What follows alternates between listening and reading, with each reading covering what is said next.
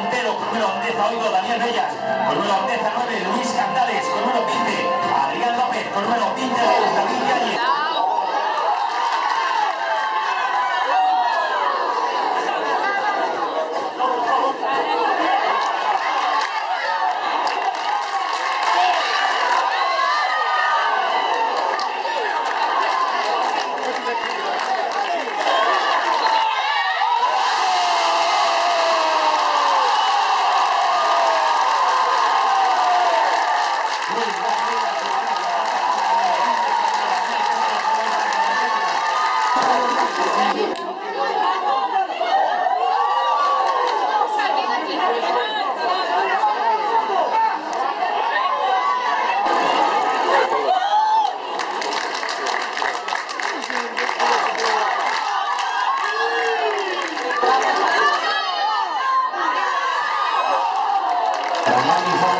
Colegiados.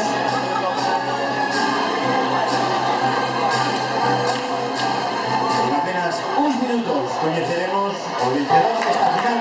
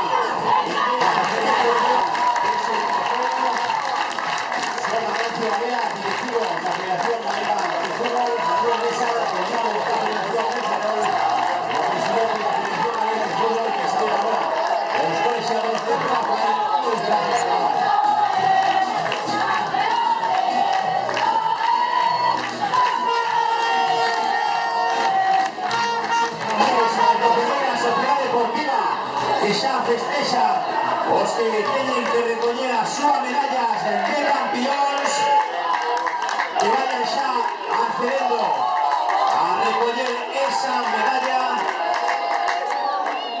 e os xogadores do Val de Narón tamén con estes tirões que nos teñen que disfrutar nunha tarde máxica artesanal.